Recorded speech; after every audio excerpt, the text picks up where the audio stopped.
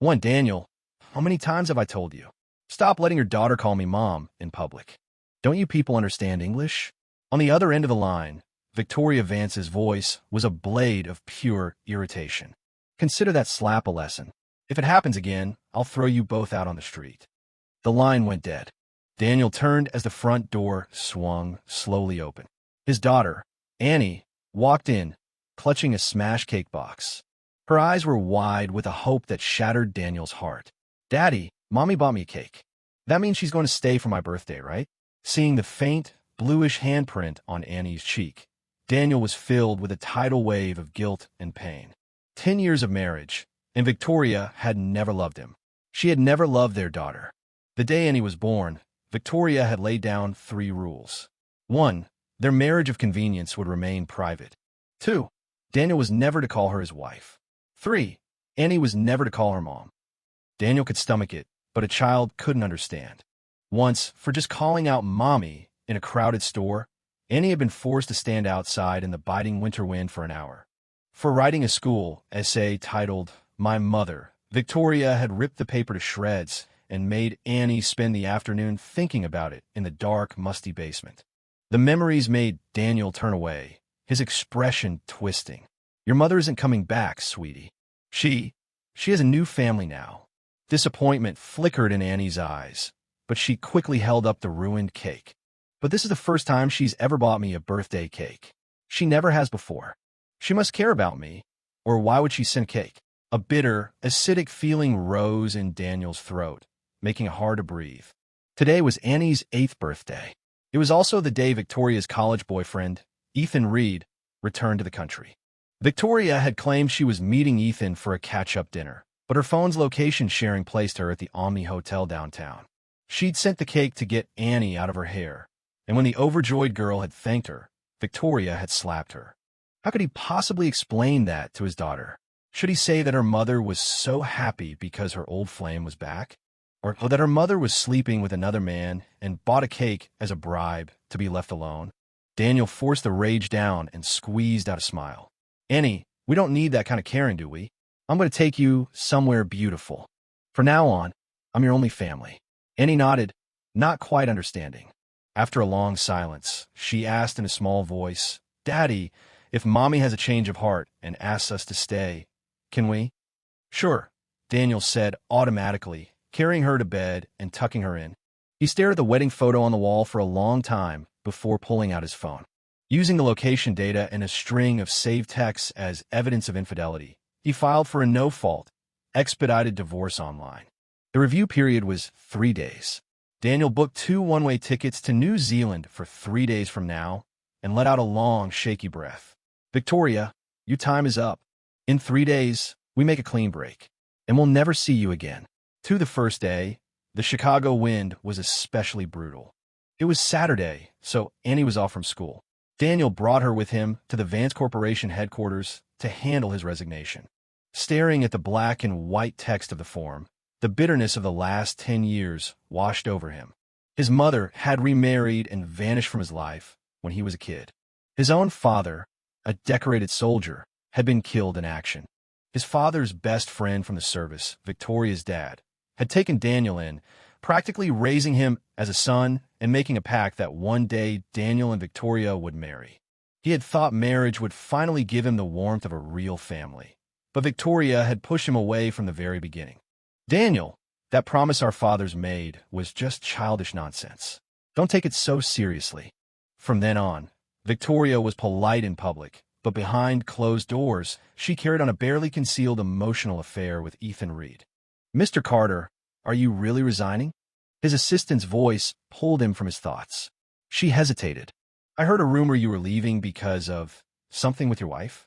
Their marriage was such a secret that no one at the company knew who Daniel's wife was. Daniel nodded calmly. My wife is having an affair, and she's completely neglectful of our daughter. I've already filed for divorce. Oh, wow. I'm so sorry. Are you okay? Before the assistant could finish, she caught a glimpse of Victoria walking past the office and quickly changed the subject. Look at our CEO, Ms. Vance. She's been pulling out all the stops for the new guy in marketing, Ethan Reed. Bought him a car, a condo. Talk about being devoted. Daniel laughed coldly to himself, the irony of physical weight in his chest. He and Annie had served Victoria for a decade and had never received so much as a real smile or a decent gift. The one and only cake they'd ever gotten was thanks to her old boyfriend. Outside, Victoria was holding Ethan's hand, laughing as they pushed open her office door. For a split second, when their eyes met, a flash of panic crossed her face. It was immediately replaced by a stern, warning look. "Daniel, what are you doing in my office?" "Nothing. Just dropping something off." Victoria knew she had gone too far the night before and assumed he was there for a confrontation. When none came, she felt a flicker of relief, but then her eyes landed on the resignation letter in his hand. Her expression hardened. "You're quitting? Why? If there's nothing else, I'll be going." "Wait." Seeing him slip from her control, an unfamiliar anger flared in Victoria. "Do you think this company is a revolving door you could just walk in and out of? Have you stated a clear reason for your departure?" Daniel didn't answer. He simply walked out of the office. Victoria started to follow, but Ethan wrapped an arm around her waist. "Why worry about him? He's just a VP. We can hire another one." Victoria calmed down, reconsidering. Daniel was probably just jealous, throwing a tantrum to get her attention. If she ignored him, he'd come crawling back in a few days. Outside the office, by the elevators, Daniel found Annie huddled in a corner, her hands covering her face. "Annie, what are you doing?" "I just saw Mommy," she whispered. "She was with that other man. They looked so happy. If I hide like this, she won't see me, and then she won't be angry with me." Annie mumbled, shrinking further into the corner. "Daddy, did she have a change of heart?" "No." Daniel saw his own reflection in his daughter's fear, and a bitter taste filled his mouth. His eyes burned as if filled with sand. "It's okay, Annie. Let's get out of here. In 2 more days, you won't have to hide from anyone ever again." The second day, a cold, hazy fog settled over the city. Daniel was up early, making Annie a hot egg sandwich. Victoria, who hadn't come home again, sent a single text, perhaps out of guilt. "Emergency at the office. Have to work through the next couple of days. Won't be home." Daniel had already quit, so he had no idea if she was telling the truth. It didn't matter anymore. She was no longer his wife, and she was no longer Annie's mother. Nothing she did had anything to do with them. It took them the whole morning to pack. When they were done, their entire lives fit into 2 suitcases and a couple of boxes. After throwing out their wedding photo, Daniel realized they had only produced 2 small bags of trash. 10 years of marriage, and the memories were practically non-existent. Annie discarded all her toys, keeping only a small diary, which she placed prominently on her empty desk. "Annie, how about we go buy you some new clothes? We're about to start a new life." At the mall, trying on a pretty new winter coat, a smile finally returned to Annie's face. But while Daniel was in the fitting room, a young boy came tearing through the clothing racks. "You're in my way, move it," the boy shouted, shoving Annie hard. She stumbled and fell, and he tripped over her, crashing into the wall. He scrambled up, yelling at her. "What's wrong with you, stupid? Don't you have eyes?" Just then, Ethan and Victoria rushed over. Without asking a single question, Ethan pulled his son behind him. "Whose kid are you? How dare you push my son? Are you looking for trouble?" Annie saw Victoria and instinctively started to speak. But the memory of that furious face stopped her. She swallowed her tears and whispered, I didn't." Victoria frowned, pretending not to know her. "What are you standing there for? Apologize." In that moment, Annie's small world shattered. Helplessness and despair washed over her, wrapping her in darkness. She desperately wanted to run to her mother, to cry in her arms and be protected. But her mother was helping another child bully her. Memories of all the other times Victoria had hurt her flooded back. All she could do was whisper, "I'm sorry." The boy, however, wasn't satisfied. He deliberately stepped on her new coat, which had fallen to the floor. "You think you deserve new clothes?" "No, that's for my daddy. Please don't step on it." Annie cried, trying to pull the coat away. Victoria watched, a flicker of discomfort in her eyes. Though she felt no real affection for this daughter, she was still her own flesh and blood. This felt excessive. Just as she was about to intervene, Daniel came out of the fitting room. The sight before him was like a physical blow, sending agony through every nerve in his body. He lunged forward, shoving the boy and Ethan away from his daughter. "What the hell do you think you're doing?" For well, if it isn't the VP's daughter. No wonder she has no manners. Ethan sneered. Next time, try to control your brat. So young and already such a drama queen. Sensing the situation was escalating, Victoria quickly sent Ethan and his son away, telling them to wait for her outside. Victoria, Annie is your daughter. How would you do this to her? Daniel demanded, lifting Annie into his arms. He looked at the dirty footprint on the new coat, and his heart bled. Annie was his everything, the only blood relative he had left in the world, more important than his own life. But Victoria's tone was dismissive. I made the rules very clear from the beginning. What's the problem? Daniel stared at her, his eyes burning with cold fury. Right. You said you were working late, but instead you're here, helping another man bully your own child. No problem at all. Victoria was momentarily speechless. Knowing she was in the wrong, she changed the subject. Ethan had a terrible time overseas. His ex-wife ruined him, left him with nothing. He and his son have been through so much. They're in a tough spot. What's wrong with me helping them out? If you two needed clothes, you just had to tell me. It's not like I'm shirking my motherly duties. She started to reach for her wallet, but Daniel simply turned and walked away with Annie. We don't need your charity. Annie will be just fine without a mother. What's that supposed to mean? A knot of unease tightened in Victoria's stomach. Something felt wrong. But then her phone buzzed with a text from Ethan, asking where she was, and she let them go. In her mind, Daniel was completely dependent on her family. Her father had not only given him a wife, but also a vice president title. Daniel should be grateful. She could never understand why her father valued Daniel and Annie so much. They should be thanking her, not throwing a tantrum over something so small. Whatever she thought, let them sulk for a couple of days. It's not like they have anywhere else to go. Victoria reassured herself and went to find Ethan and his son. Meanwhile, Annie was crying quietly in Daniel's arms. Daddy, what did I do wrong? Why does Mommy treat me like this? I want her to protect me, too. We only have one day left. If she's not nice to me by then, I'll never see her again. Daniel's throat was tight. He just held his daughter, patting her back, unable to speak. He knew, with chilling certainty, that the only way to end their pain was to leave Victoria for good. The third day, a cold, relentless rain began to fall.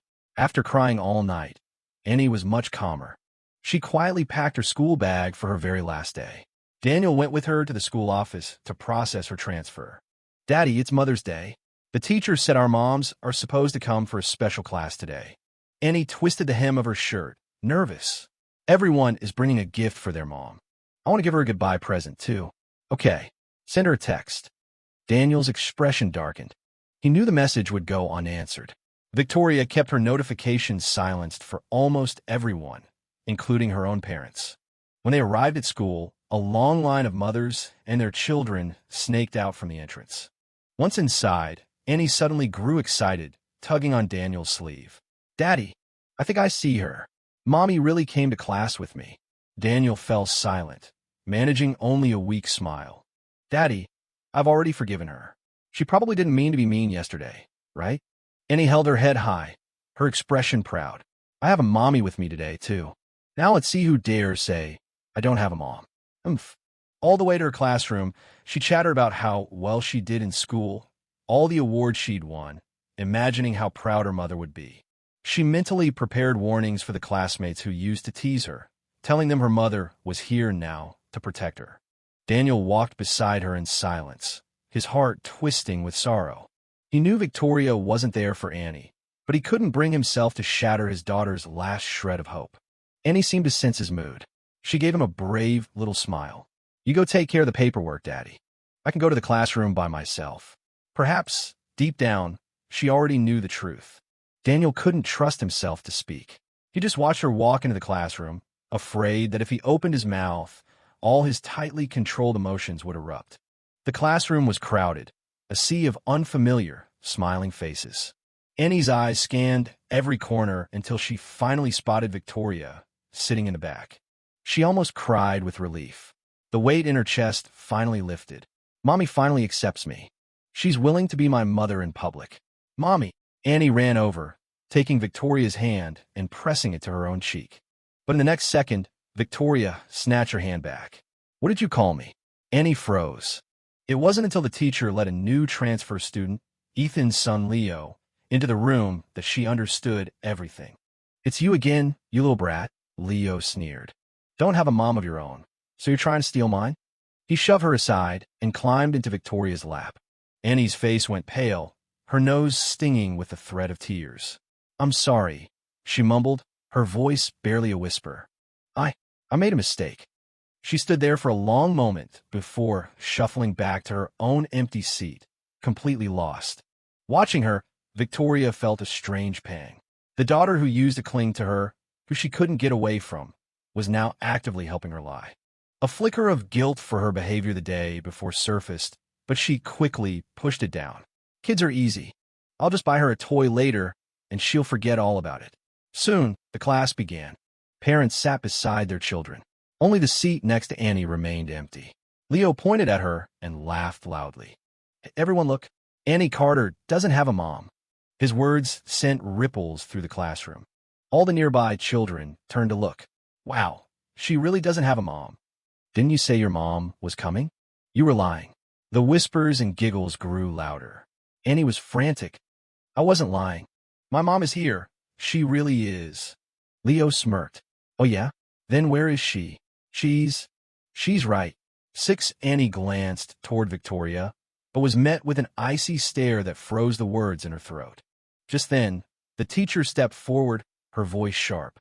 "Annie Carter, didn't I tell you a parent needed to be here today? It's Mother's Day. Do you have no gratitude for your mother at all?" "Teacher, that's not it. I love my mommy very much." "Don't talk back. Stand in the corner for the rest of the class." Amid the snickers of her classmates, Annie walked to the corner, hot tears streaming down her face. As the other children made presents for their mothers, Annie stood, tears falling onto the drawing she was making for Victoria. When the class ended, Victoria, afraid of another scene, grabbed Leo's hand and hurried toward the exit. Annie ran after them, a desperate urgency fueling her. She knew this was the last time. "Mommy, I have something for you." "Who's your mother?" "Are you crazy?" Victoria snapped, her voice sharp with panic as she pulled Leo into Ethan's waiting car. The rain intensified, coming down in torrential sheets. Daniel, having just finished the paperwork, came out to see Annie chasing the car in the downpour. He sprinted toward her. "Mommy, please just look at me. Just once." Annie clutched the drawing to her chest, running recklessly into the storm. Rainwater splashed into her eyes, blurring her vision. She tripped and fell hard into a puddle, scraping her hands and knees, a dark bruise already forming on her forehead. But she didn't stop. She crawled, dragging herself across the wet pavement, tears of blood seeming to stream from her eyes. "Mommy, don't leave me. I know I was wrong. I'll be good from now on." Honk! A car suddenly swerved toward her from the side. Inside her own car, Victoria hadn't noticed a thing. "Annie, look out." Daniel lunged, wrapping his body around his daughter's. He heard the screech of tires, the blare of a horn right next to his ear. Crunch! Even with the car slamming on its brakes, the impact sent them both flying. They landed in a heap on the wet asphalt, bruised and broken. Victoria's car never slowed. Its cold, red taillights disappeared at the end of the street. In the pouring rain, something in Annie's heart died. The light in her eyes faded to a dull gray. Seeing that look of utter despair, Daniel was thrown back to a memory of his own mother abandoning him. The pain was like being flayed alive. A raw, guttural sob tore from his throat. "Annie, we don't need a mother. We never needed her." Their shared tragedy bound them together. Father and daughter clung to each other, letting the storm wash over them. Hours later, after surgery to set her fractured leg, Annie sat in a wheelchair at the hospital. She was unnervingly quiet, not shedding a single tear. Seeing her stoicism, the pain in Daniel's body seeped into his very soul. "Annie, the plane is boarding soon. It's time to go." This time, Annie just looked up at him and said with a maturity far beyond her years, "Okay, Daddy, let's go." He took a deep breath, swiping at his eyes with the back of his hand. Daniel grabbed their luggage, took Annie's hand, and they left the hospital. The rain had stopped, and the evening was quiet and still. The figures of the father and daughter grew smaller and smaller, until they vanished completely into the vastness of the night. 7 Meanwhile, in a brightly lit condo across town, Victoria Vance, who hadn't cooked a meal in 10 years, had prepared an elaborate dinner for Ethan Reed and his son. But when she called them to the table, neither of them moved. They were sprawled on the sofa, absorbed in their phones. A flicker of annoyance went through Victoria. She couldn't help but think of Daniel and Annie, who always had dinner waiting for her, always had the table set. A deeper unease settled in her stomach. She heard they were hit by a car today. She wondered how badly they were hurt. The harsh words she'd said echoed in her mind. She had to go back tomorrow to talk to them properly. Just then, Ethan walked over, draping an arm around her. "Victoria, honey, why don't you just make me the VP?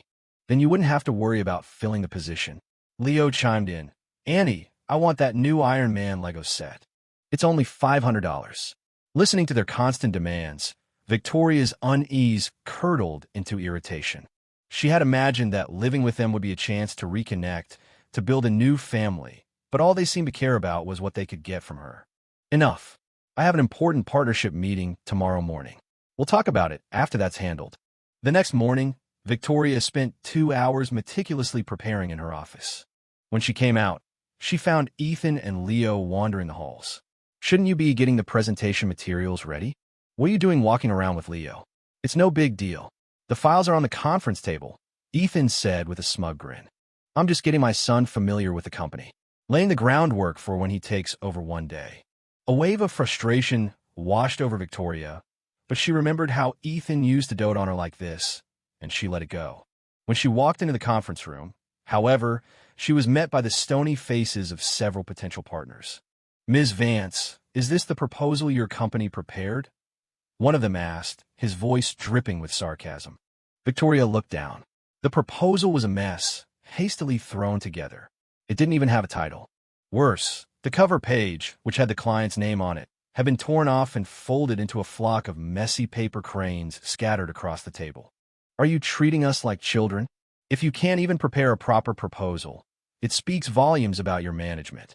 The partner stood up and walked out, ignoring Victoria's attempts to salvage the situation. "Who did this?" she demanded, her voice low and dangerous. The employees in the room all glanced nervously toward Ethan and his son. Ethan quickly pulled Leo forward. "Victoria, I'm so sorry," he said, his face a mask of pathetic contrition. "It's my fault for not preparing a backup." But Leo didn't mean to destroy it. He was abandoned by his mother, so he acts out sometimes. "For the sake of our history together, please, just let it go." "That's enough," Victoria snapped, rubbing her temples. "Both of you, get out of the office. I need some space." Every time Ethan or Leo made a mistake, they played the victim card, using their shared past to manipulate her. In contrast, Daniel and Annie had never caused her a moment of trouble. They were always a source of stability, never a source of chaos. She remembered then that Daniel had spent months courting these partners. When they first visited the office, they had commented on how well-behaved Annie was. If Daniel and Annie were here today, none of this would have happened. "Someone give me Daniel Carter, the VP," she said instinctively. "Have him fix this." Her assistant looked uncomfortable. "Ms. Vance, Mr. Carter already resigned. He hasn't been here for 3 days." "What?" Victoria stared in stunned silence for a few seconds, a strange sense of panic blooming in her chest. She had assumed Daniel was just throwing a fit, had even kept his position open for him. She never imagined he had actually quit. "I see. I'll handle it myself then." It wasn't until she tried to dive into Daniel's workload that she understood its sheer volume. From sales and marketing to R&D and quality control, he had managed nearly every operational aspect of the company. More than that, he had handled every detail with meticulous care, always available the moment she needed him. Victoria suddenly felt as though the nostalgic filter through which she viewed Ethan had been too strong, blinding her to how good Daniel had been to her. It was only because of their father's arrangement that she had resented their marriage for a decade. Ethan had simply been a symbol of the freedom she craved. Her head throbbed. She felt her world tilting. She quickly pulled herself together, resolving to go home and make things right with Daniel. Time slipped away. That afternoon, for the first time in years, Victoria left work early. She stopped at a toy store and bought the newest Barbie doll, the one she knew Annie wanted, then drove to her school to wait. After the last few days, she was beginning to see how sweet and obedient Annie really was, and a sliver of guilt pricked at her. Annie loves me so much, she thought. She'll be thrilled with this gift. Victoria smiled to herself, picturing her daughter's happy face. An hour passed. The crowds of children and parents thinned to nothing. Annie never appeared. The principal. Where is Annie Carter? Did something happen to her? Victoria ran, frantic, to the main office. The principal gave her a confused look. Who are you? As far as I know, Annie Carter only has a father. She was transferred out yesterday. She no longer attends this school. The words hit Victoria like a physical blow. Her heart hammered against her ribs, and a terrifying panic seized her. It was her own fault. She had forbidden Annie from calling her mom, so of course the school wouldn't have her listed as a contact. They wouldn't have even thought to notify her. No, no. Victoria sprinted to her car and sped home.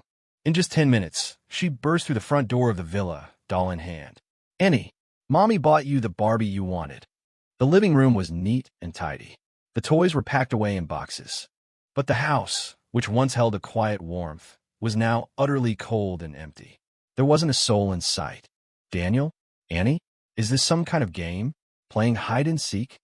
Victoria forced a laugh, but the hand clutching the doll was trembling. She was lying to herself, telling herself they were just playing a trick on her. The chandelier was dark. The only sound was the ticking of the clock.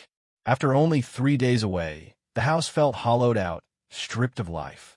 The only remnants of her family were the faded cartoon stickers on the refrigerator that couldn't be scraped off. Victoria searched every room, her desperation growing. Finally, on Annie's desk, she found a diary. She, who had never paid her daughter any real attention, now opened it to the first page. Why does every other kid have a mommy with them? I wish I could know what that feels like. I made Mommy mad again today. I must have done something wrong. I can't make that mistake again, or she'll never love me. Mommy, Daddy says you're going to have a new family and that we have to leave. But I don't believe you'll really let us go. Staring at the clumsy, childish handwriting, Victoria's nose began to sting. The full weight of her cruelty settled upon her. But when she read the last entry, her heart stopped. Leave? Where are they going? Victoria grabbed her phone, her fingers fumbling as she tried to call Daniel, but the line was dead. Every call went straight to a disconnected message. She dialed his number dozens of times, her patience fraying, until finally, an unknown number called her back. Relieved, she answered, her voice laced with anger. Daniel, do you think this little game is funny? Do you have any idea how worried I've been? Apologies, Ms. Vance. This is the county clerk's office. The voice on the other end was cold and official.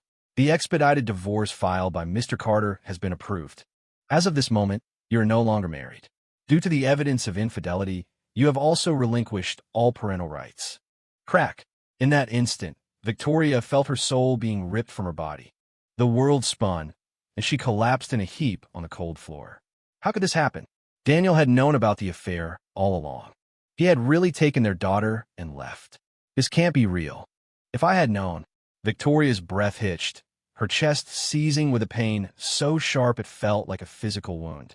It was pure, agonizing regret.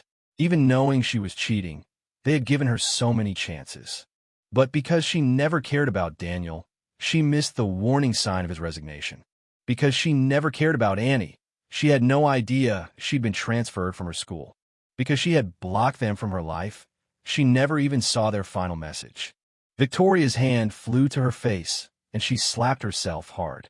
The stinging pain was a welcome distraction, but it was nothing compared to the agony in her heart. Just then, her eyes caught something in the nearby trash can.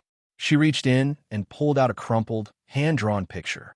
It depicted a sunny day at the beach. A family of 3 was playing happily in the sand. But the 3 people in the drawing were Victoria, Ethan, and Leo. On the back, in that same childish scrawl, was a single sentence. Mommy, we're leaving tomorrow. I drew a picture of the people you like. Will this make you happy enough to pretend to ask me to stay? Reading those words, Victoria's heart was twisted into a tight, painful knot. All the bitterness and sorrow she'd caused came rushing back, a toxic cocktail of regret. What did Annie know of adult affairs? She only knew that seeing people she liked made her mommy happy. To earn a moment of affection, a single plea to stay, she was willing to draw a picture of her own replacement family, to cast herself as the outsider. And even after that, Victoria had still cast her aside without a second thought. "Annie, I'm so sorry," Victoria wailed, her voice cracking, her heart so full of grief it felt like it would burst. If she remembered correctly, this must have been the gift Annie had tried to give her at school.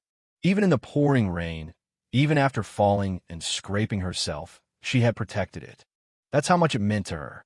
And now it was in the trash. Victoria's mind recoiled from the implication. She couldn't bear to think about it. She was terrified that it meant Annie's heart was well and truly broken, that all love for her was gone.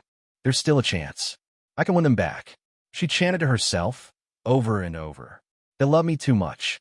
They wouldn't just leave me.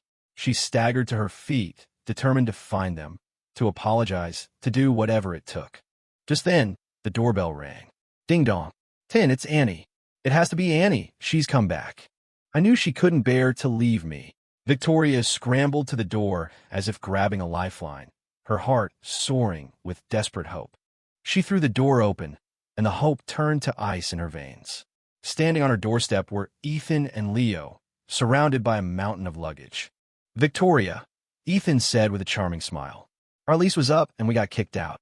Since we're going to be a family soon anyway, we were wondering if we could stay here." Victoria's face darkened with disgust. "You're out of money again? You can't even afford rent."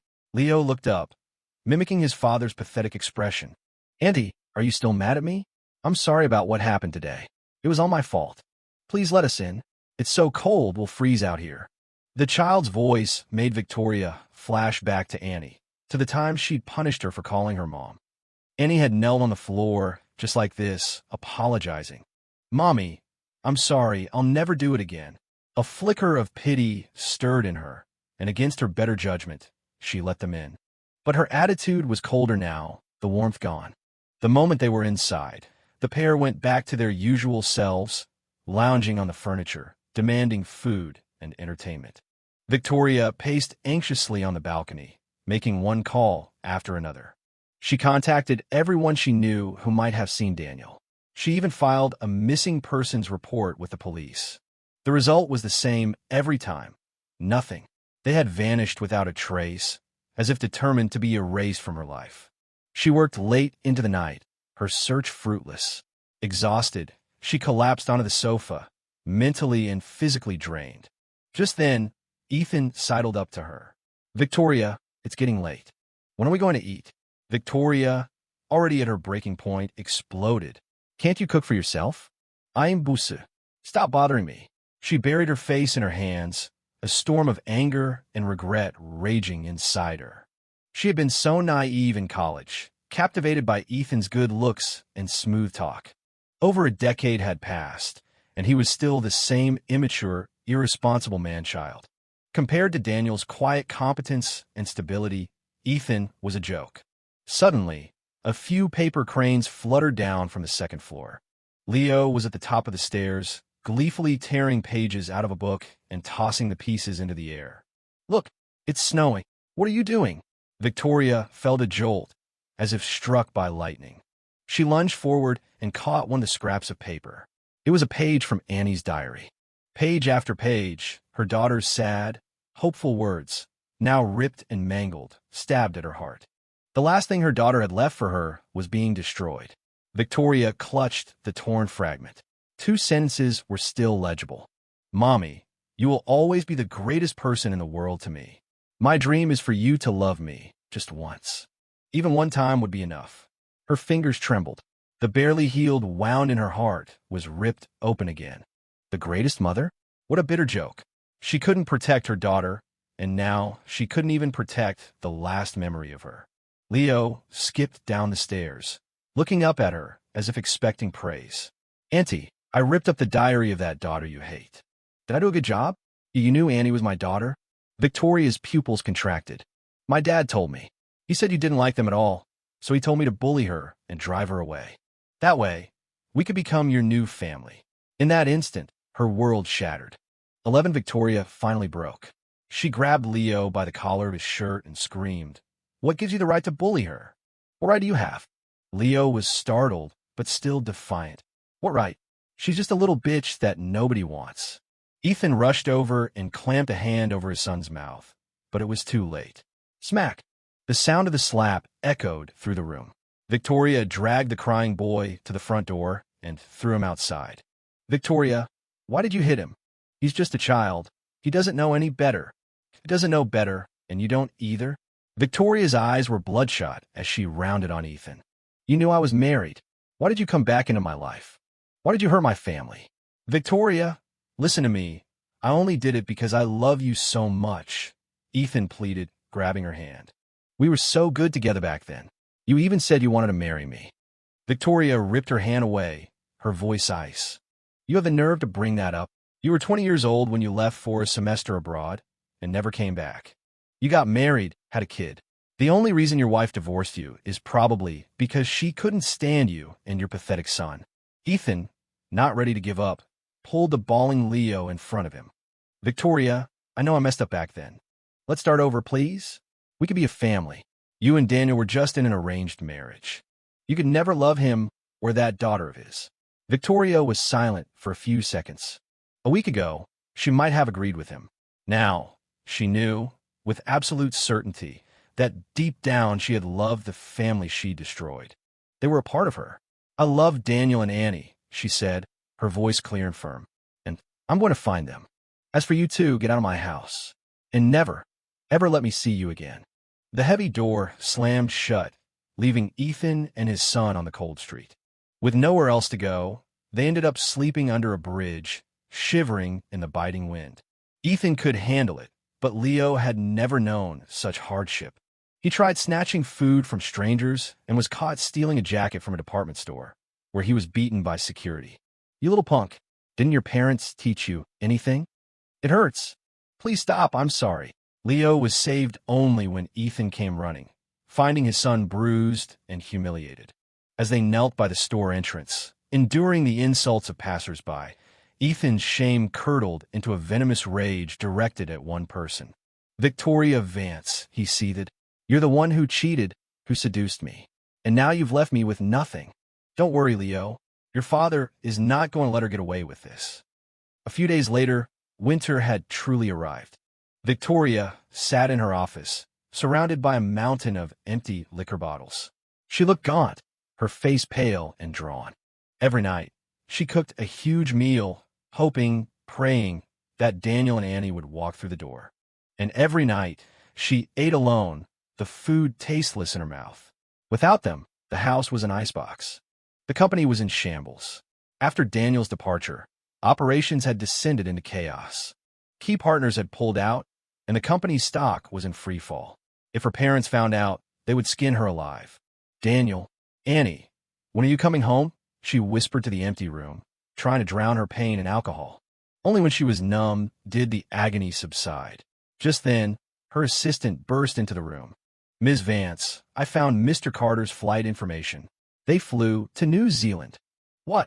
Victoria shot up from her chair, a wild, desperate light igniting in her eyes. Book me a flight. Now, 12 on the other side of the world, in a small town on the edge of the vast New Zealand grasslands, Daniel and Annie were handing out food at a local orphanage. Daniel had liquidated all his assets. The money was more than enough for him and Annie to live comfortably for the rest of their lives. He had decided to join an international charity, traveling to different countries to help children who, like him, had grown up without parents. Thank you, mister. A little girl with ragged clothes and startlingly blue eyes whispered, taking a piece of bread. Daniel smiled and patted her head. Annie, he said, turning to his daughter, we're out of bread. I'll go get some more from the car. Okay, Daddy, I've got this, Annie replied seriously, continuing to distribute the food. The orphanage was filled with children of all temperaments. Some were shy and afraid of strangers. Being a child herself, Annie was good at making them feel at ease. But not everyone was so easy to manage. Suddenly, a group of older children who looked like they hadn't eaten in days swarmed forward, their eyes fixed on the last few loaves of bread in Annie's box. Give it to me. Give it. Please, I'm starving. They surged forward, accidentally knocking Annie to the ground. She scrambled backward in fear as dozens of feet trampled over her new clothes. The memory of Leo stepping on her coat in the mall washed over her, a shadow falling over her heart. "No, my daddy bought me this. Please don't step on it," she cried, on the verge of being swallowed by the crowd. Just then, a pair of gentle but firm hands reached down and pulled her into a protective embrace. "Annie, are you okay?" Sarah Hayes asked, her voice full of concern as she brushed the dirt from Annie's clothes. She was the team leader for the charity group, and, being a fellow American, had quickly bonded with Daniel and Annie. Hearing their story and seeing their quiet dedication day after day, she had come to love Annie as if she were her own. "I'm okay, Aunt Sarah. You should help the other kids." Annie's voice was brave, and she felt a warmth spread through her chest. Compared to the cold indifference of Victoria, Sarah felt like a real mother. Just then, Daniel returned with more bread and was immediately met with a light scolding from Sarah. "You really need to keep a better eye on her. If I hadn't been here, she would have been trampled." Annie, are you hurt?" Daniel rushed over to check on her, his face close to Sarah's. The three of them, crouched on the ground, cast a single, warm shadow in the afternoon sun, looking for all the world like a happy family. "Daniel, I was an orphan too," Sarah said softly, looking at the weary man before her. "I understand why you feel such a connection to these kids, but you have to take care of yourself too. Annie is so young. Are you sure you can manage all on your own?" She had developed feelings for Daniel, drawn to his steady, handsome presence and to Annie's sweet nature. After years of traveling the world alone, she longed for a family, for an end to her loneliness. Daniel just blinked, seeming to miss her true meaning entirely. "I'll be more careful next time," he said. Seeing that her hints were getting nowhere with the dense man, Sarah sighed and stood up. "By the way," she said as she walked away, "I heard someone was looking for you over on East Street. You should check it out when you have a minute." "Okay." As evening approached, father and daughter loaded the empty boxes into the back of their car.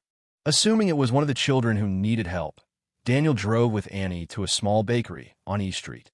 But as he got out of the car, he saw a face he had crossed the world to escape.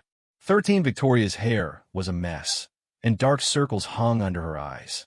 She looked exhausted, a ghost of her former self.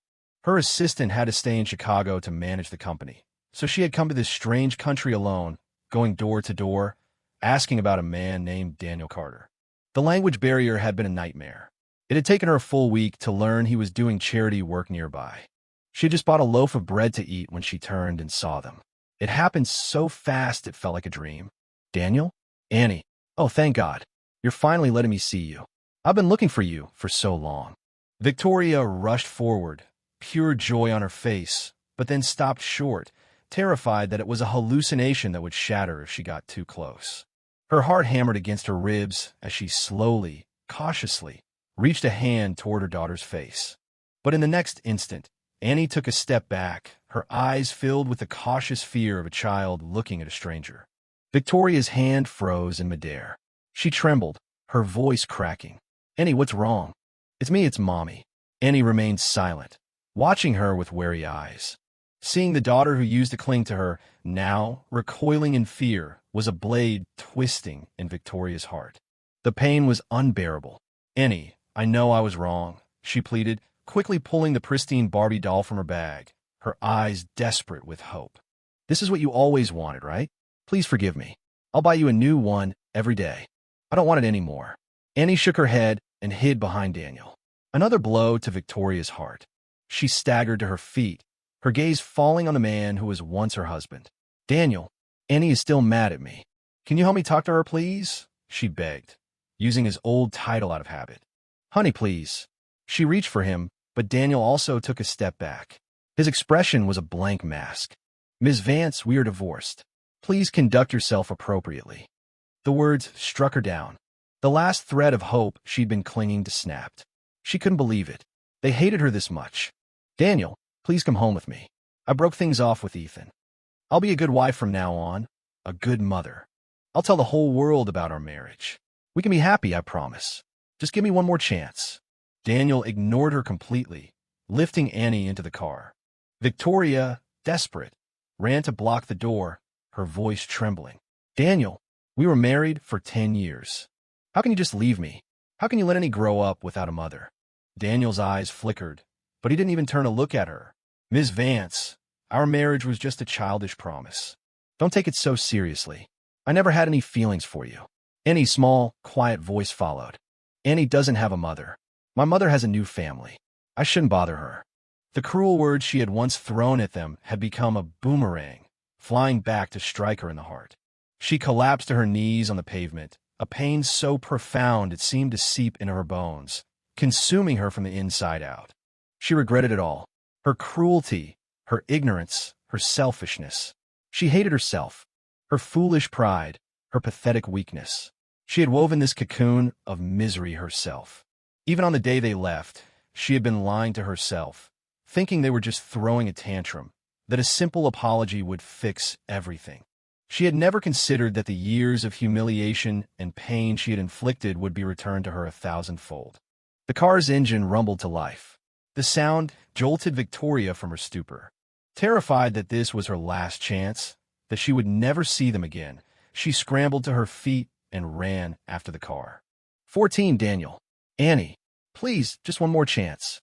Victoria ran with everything she had, but it felt like they were moving further and further away. She clutched the Barbie doll like a talisman, her legs pumping, but the car never slowed. "Annie, don't leave Mommy. Daniel, don't abandon me. I'm so sorry. Please." Her cries were ragged, torn from her throat. She wasn't watching where she was going and tripped, falling hard. Her palms scraped against the rough asphalt, drawing blood. She crawled, her knees raw and bleeding, a shocking sight. It was only then that she truly understood the helplessness and despair Annie must have felt that day in the rain. A pain so immense it could shatter an adult soul. What kind of cruel torture must it have been for a small child? Victoria lay on the cold ground, tears of blood streaming from her eyes. The evening sky was painted in tragic, fiery shades of red. There was no going back. No matter how much she cried, how much she begged, in their eyes, she was worth nothing. "Annie, Daniel, I will spend the rest of my life making up for what I did to you." The last rays of sunlight vanished from the horizon. Only then did Victoria manage to pull herself up from the ground. The next morning, a large delivery of gifts arrived for the charity organization. Clothes, toys, and books, all addressed specifically to Daniel and Annie Carter. Sarah knew immediately what had happened. "Your ex-wife found you. Don't worry about her," Daniel said, his face impassive. "Distribute everything to the children at the orphanage." He took Annie's hand and continued with his work as if nothing had happened. When they arrived at the orphanage, however, the children were all waiting for them at the gate. They were holding up a large cake, and on it, written in clumsy icing, was Annie's name. "Happy 8th birthday, Annie," they shouted in heavily accented English, their eyes full of longing as they stared at the cake. Daniel and Annie stood frozen. Just then, Victoria stepped out from behind the crowd. She forced a smile. "Annie, Mommy missed your real birthday. I want to make it up to you. Are you happy? All these kids are here to celebrate with you." That was the last straw. Daniel strode forward and grabbed her by the arm. "Victoria, what the hell do you think you're doing?" Victoria flinched, her voice small. "I just wanted to give her a proper birthday. A proper birthday. Where were you when she waited 7 hours for you at home? You show up now with a cake, trying to make her relive the most humiliating day of her life?" Daniel wanted to scream the ugly truth at her, but with all the children watching, he swallowed the words. "And you're using these children. Have you even considered how they feel?" he continued, his voice low and furious. "They've never known a parent's love. Most of them have never even seen a birthday cake. How do you think this makes them feel? Do you think everyone grew up with your spoiled, privileged life?" I. Victoria was speechless. She looked at the crowd of hungry, wide-eyed children, and a wave of shame washed over her. She had never considered that her grand, selfish gesture could be so cruel. You never think about anyone but yourself. If Annie and I hadn't left, would you be doing any of this? 15. You're just trying to fill the void in your own life. First it was Ethan and his son. Now it's us. Daniel's cold words stripped away her last defense. Before she could protest further, Sarah arrived with security and escorted her from the premises. Combined with an expiring visa, Victoria had no choice but to return to the United States. As she left, she saw the backs of her former husband and daughter, two figures standing together, resolute and distant. Tears streamed down her face. How did it come to this? Is there really no chance for me at all? Back in Chicago, Victoria fell into a cycle of drinking and despair. The separation from her family was a physical ache, a constant phantom limb. She couldn't sleep, couldn't eat. She spent her days waiting for her visa application to be approved so she could go back to New Zealand. One night, she saw a happy family, a mother, a father, and a little girl, going into a private karaoke room. The girl was clutching a doll, dancing with joy, her parents looking on with adoration. Victoria watched them through the glass, her heart aching. That should have been her. That simple, perfect happiness had been within her grasp, and she had thrown away. I'm a monster. I'm worthless, she sobbed, hitting her fist against the glass. I'm so sorry, Daniel. I'm so sorry, Annie. The thought of them finding a new wife, a new mother, of the three of them happy together, was a new and exquisite form of torture. Just then, her assistant ran up, his face pale with panic. Ms. Vance, it's a disaster. Ethan Reed, the man you fired, is doing live streams online, telling everyone that you and Mr. Carter were married and that you cheated on him. The company's reputation is being destroyed. Sales have plummeted. What? Victoria took the phone. On the screen, Ethan and Leo were weeping, telling a sob story to a massive online audience. The comments were a torrent of hate. This woman is disgusting. How could she treat her husband and daughter like that? Boycott Vance Corp. Let's put her out of business. This is slander. We have to do something, Ms. Vance. You have to go online and deny it, her assistant urged. Deny it? How can I? Victoria's eyes darted away. Finally, she confessed, her voice barely a whisper. He's not wrong. I did cheat. I betrayed Daniel. The assistant stared at her, his expression a mixture of shock and disgust. The respect and admiration he'd once had for her crumbled to dust. So, you're the reason Mr. Carter left, he said, shaking his head. How could you? He turned and walked away. Victoria chased him all the way back to the company headquarters, only to find a group of senior executives, all loyal to Daniel, waiting for her. Victoria Vance, you are more venomous than a snake, one of them spat. Mr. Carter was a good man, and he was a wonderful child. You don't deserve them. Who would want to work for someone with your character? That's right, we quit. We're not helping you clean up this mess. They all turned their backs on her, leaving her in the ruins of her company. Don't go. Please help me, she begged. I know I was wrong. I'll get him back, I promise. But her apologies fell on deaf ears. Soon the office was empty. She sank to the floor, surrounded by the wreckage of her life.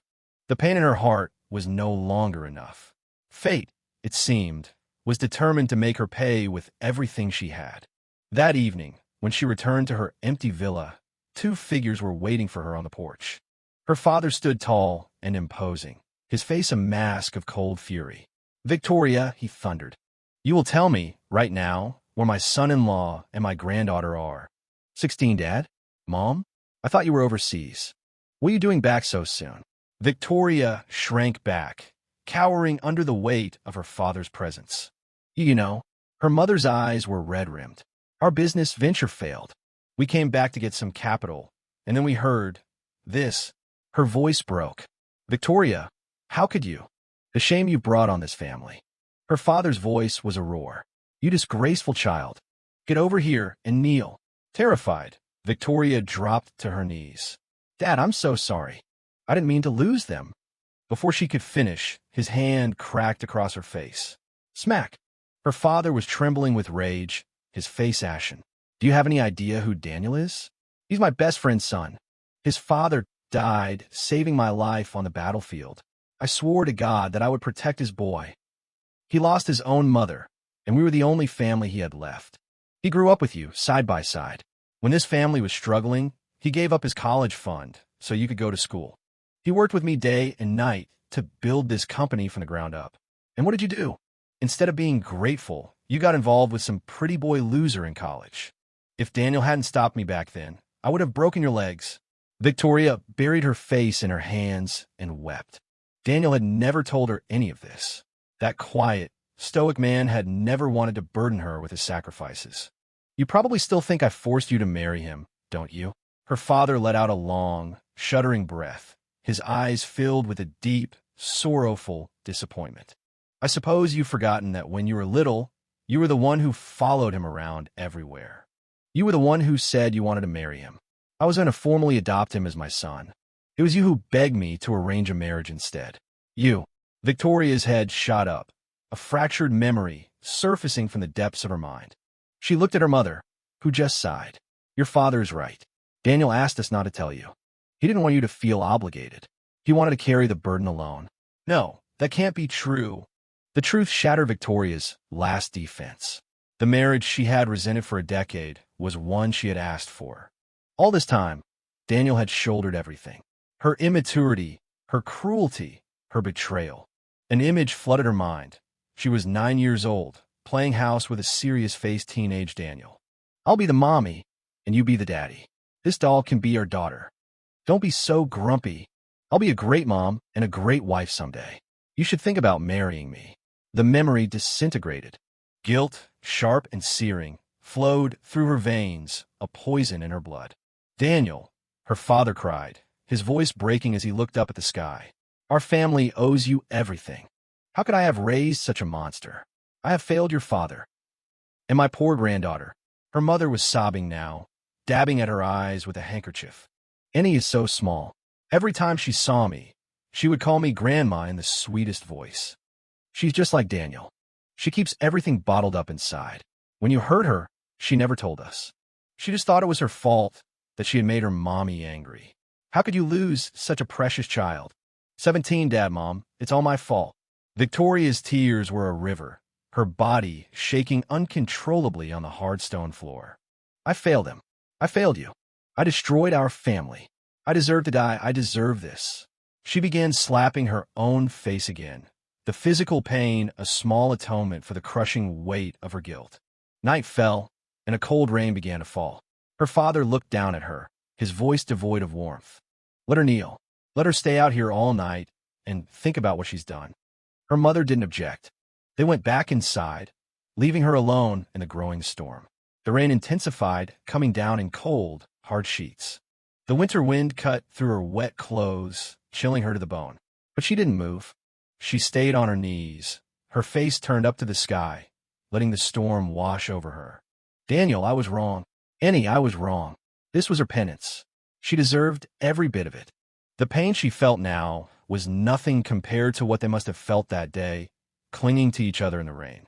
She knelt for hours until she was numb, her body swaying, her vision blurring. The rain had washed her 1,000 times, but she knew the stain on her soul would never come clean. A mistake was a mistake. Forgiveness was a grace she hadn't earned. Her body finally gave out. She collapsed onto the wet ground. Her parents, who had been watching from the window, rushed out and carried her inside, their faces etched with worry. In the hospital room, lightning flashed outside, illuminating the stark white walls. Victoria was burning with fever, tossing and turning, murmuring in her sleep. In her feverish dream, she was back on the day Annie first called her mom. But this time, instead of punishing her, Victoria's face lit up with joy. "My Annie is the best. You can say Mommy." She pulled her daughter into a tight hug, feeling a sense of peace and completion she had never known. But in the next second, Annie pushed her away, her eyes cold and distant. "You're not my mother. My mother told me never to call her that. She has a new family now." She turned and walked away with Daniel, never once looking back. Victoria ran after them, screaming, but they slipped through her fingers like smoke. She could only fall to her knees, wailing in despair. Victoria's eyes flew open. She was drenched in sweat, gasping for air. The nails of both hands had dug into her palms, drawing blood. The sense of loss from the dream was so profound it was a physical weight, but a tiny, desperate spark of hope remained. She grabbed her father's arm. "Dad, can you please call them? Please call Daniel and Annie. You're the only one they'll listen to now. They have to come back." Her father pulled his hand away. He lit a cigarette and smoked it down to the filter in silence. His own family had wronged Daniel so deeply.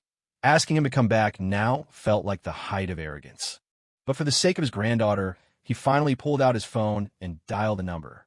18 across the ocean. Daniel was making breakfast for Annie when his phone rang. He hesitated when he saw the caller ID, but ultimately answered. "Uncle, he said, his voice quiet.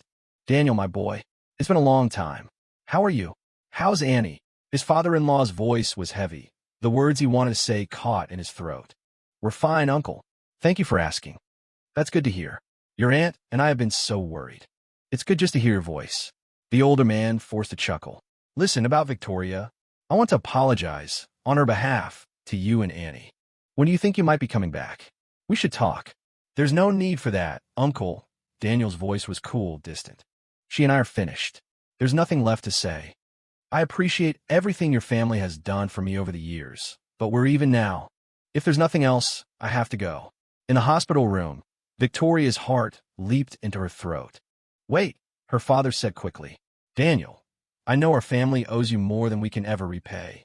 Victoria, she knows she was wrong. If you'll just come back, with Annie, we'll make it up to you. I swear. Anything you want, you just have to ask. The line went silent. For 20 long seconds, the only sound was the faint static of a connection. Finally, a low voice came from the other end. I only want one thing. A clean break. The old man's hand, holding the phone, began to shake. He remembered the bright, happy boy he had taken into his home all those years ago. The man on the phone now was a stranger, his voice weathered and cold. And it was his family's fault. He forced the words out, his voice thick with unshed tears. All right, Daniel. You take good care of Annie. We won't bother you again. Thank you, Uncle. We appreciate it. The line went dead. On the hospital bed, Victoria went limp, staring blankly at the ceiling as tears streamed from the corners of her eyes. Her father stood by the window, silent, the flashes of lightning illuminating his graying hair, each strand a testament to his failure as a father. In a small kitchen in New Zealand, Daniel calmly put the breakfast plates on the table, his expression unreadable. Daddy, who is that on the phone? Annie asked, running in. Nobody, sweetie. Just a telemarketer. She held up a drawing for him to see. Look what I made.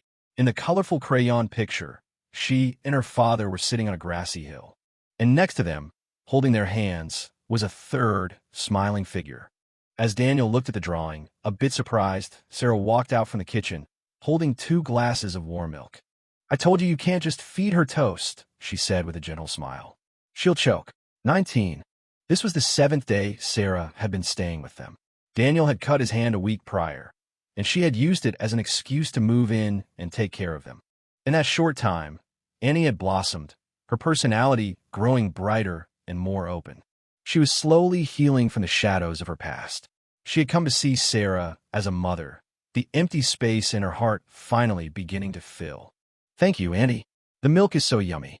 Oh, Annie, your drawing is beautiful. You get an extra cookie for that. Sarah smiled, looking at the picture of the 3 of them. She didn't notice the complex mix of gratitude and something else in Daniel's eyes as he watched them. The little house was warm and bright. Outside, the first snow of the season began to fall. The cold front traveled across the world, eventually reaching Chicago. After she recovered, Victoria and her parents managed to salvage the company, closing branches and consolidating funds to weather the storm. Just as they were wondering how to deal with the online slander from Ethan, he overplayed his hand, attempting to blackmail them for $2 million to make the story go away. Victoria immediately turned the evidence over to the police. One day, Ethan and Leo were kneeling outside the Vance Corporation headquarters, begging for mercy. Victoria, I was out of my mind. We were starving. Please, don't press charges. Think of Leo, Ethan pleaded. Leo, no longer the arrogant bully, was crying. Annie, Victoria, please don't send me to juvenile hall. I am scared. But Victoria's eyes were cold. She had been fooled by their act before. She would not make that mistake again. You are able-bodied men. You chose this path. Actions have consequences. This time, their pleas were useless. They were led away by police officers. With the truth of the blackmail revealed, public opinion shifted. People saw Ethan for the parasite he was, and the company began its slow recovery. Shortly after, Victoria publicly announced her resignation as CEO. She was joining an international charity organization. Her father would resume control of the company. The public, who trusted her father's reputation, supported the decision. The Vance Corporation survived the winter.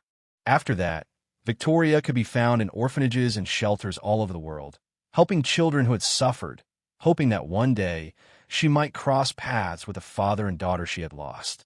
Through this work, her perspective shifted. She began to truly understand their pain. Every time she looked into the eyes of a lonely child, her heart ached for Daniel and Annie. The sorrow she had tried to bury would resurface again and again, until she finally understood them, their past, and their reasons for doing what they did. One afternoon, after handing out snacks, a small boy stayed behind. "You look like my mommy," he said, his big eyes welling with tears. "She died of cancer 3 years ago. I miss her so much. Can I have a hug?"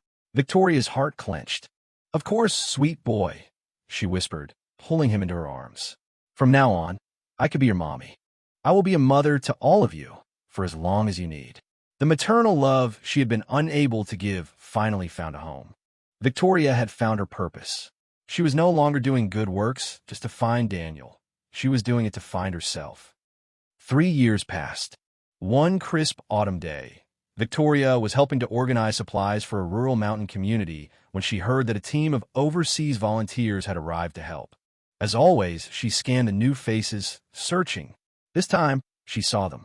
Daniel was holding Annie, who was now a young girl, and standing beside them, smiling, was Sarah Hayes. For a moment, their eyes met across the yard. 20. The silence stretched for a moment before Sarah broke it, walking over with a friendly, outstretched hand. "Hi, you must be Victoria.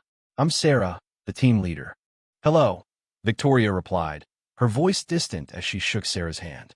It was the scene she had played in her mind 1,000 times, but the reality felt surreal. 3 years. Everything was just as she had imagined. Daniel had a new partner. Annie had a new mother. Even though she had long since accepted it, her heart still rippled with a faint, old pain. "Well, let's get to work," Sarah said cheerfully. "We only have a couple of hours." "Oh, right." Victoria shook herself back to the present and joined the work. On the truck right up into the mountains, Daniel and Annie treated her like a stranger, keeping a polite distance. Daniel looked older, his face weathered from the sun. Annie was taller, her voice different. They laughed and joked with the other volunteers, singing songs led by Sarah. Victoria sat alone in a corner, unable to join in. The mountain scenery was breathtakingly beautiful, but Victoria couldn't relax. Finally, after all the supplies had been distributed and Sarah's team was preparing to leave, Victoria found her courage. "Daniel, Annie," she called out to their retreating backs. "Can I talk to you for a minute? Is now a good time?" They both turned. Their expressions were neutral, but they stopped. "Ms. Vance," Daniel said, his voice even. "Whatever you have to say, you can say it here." The wind whistled through the valley. He knew this conversation was necessary, a final closing of the book. Victoria walked over until she was standing in front of Annie. "Annie, you're so tall now." That's wonderful. Every night, for 3 years, I've had trouble sleeping. I just wanted to see you one more time. And now I have." As she spoke, tears began to fall, hot and unstoppable. Annie nodded calmly and, taking a clean handkerchief from her pocket, gently wiped Victoria's cheek. "Don't be sad. You don't have to cry for me. I've already forgiven you, Mom." The word, Mom, erased 3 years of longing in an instant. The tears only came faster. Victoria sank to her knees, sobbing openly, a raw, wrenching sound. After all this time, she had finally heard the one word she thought she'd never hear again. Her life, in that moment, felt complete. "My sweet girl," she whispered through her tears. Can I hug you one last time?" Before she could finish, she felt a small pair of arms wrap around her neck. She closed her eyes, savoring the moment, afraid to move. Behind her, where Victoria couldn't see, Annie's own eyes were red. For 11 years, all she had ever wanted was a hug from her mother. It was a tragedy that the first would also be the last. The late autumn sun cast their long shadows across the ground. Daniel watched them, his expression unreadable. After a long moment, they separated. Victoria stood up and turned to Daniel, giving him a deep, formal bow. "Daniel, thank you for everything you did for me, and for raising Annie so well. Meeting you was the greatest fortune in my life. I hope you and Annie will be happy forever." Daniel gave a slight nod. "You too, Victoria. Be happy." The time for goodbyes came too quickly. Victoria stayed behind in the mountains to continue her work. From a high ridge, she and Annie waved a final farewell as Sarah's team departed. The truck disappeared down the winding mountain road. That night, at the airport, Sarah looked out at the glittering city lights. "Daniel," she said quietly, "there's something I wanted to tell you before we left." 21, what is it? I've decided to stay. I'm going to continue my charity work here in the States. I'm tired of drifting. Sarah watched his reflection in the rearview mirror. What about you? We've worked together for 3 years, and I still don't really know what your plans are. Daniel was silent for a moment. I'm going to keep traveling with Annie, he said finally. See the world. Meet new people. It's what she wants to. Sarah's face fell, a flicker of disappointment in her eyes. 3 years, and in the end, she couldn't capture his heart. He had been subtly rejecting her advances for a long time, but hearing it so plainly still stung. "Auntie, thank you for taking care of us for so long," Annie said sweetly. "Daddy and I will come back to visit you." After everything she had been through, Annie had learned, like her father, to be cautious with her heart. They would no longer love with a reckless, all-consuming passion because they knew what it was to be broken by the absence of love. "Will you? That's wonderful." Sarah forced a bright smile, burying her own feelings. "You have to let me know when you're coming. I'll cook you a huge feast." "Yay, I want barbecue ribs. And Daddy's favorite, mac and cheese." Annie cheered. Daniel chuckled beside her, the moment of tension passing. Half an hour later, at the security gate, Sarah helped them with their luggage. While Annie was off buying a bottle of water, she turned to Daniel. "One last question before you go," she said softly. "Do you have any regrets about Victoria?" She looked him straight in the eye, needing to know. She had to know if he was rejecting her, because he was still hung up on his ex-wife. Daniel's expression was calm. He answered with a gentle, almost teasing smile. "We lived on the open plains for a long time, Sarah. Whatever regrets I had, the wind blew them away years ago." Sarah let out a soft laugh, a genuine one this time. A sense of peace settled over her. "Yeah," she said. "I guess the wind would do that." She knew he wasn't lying.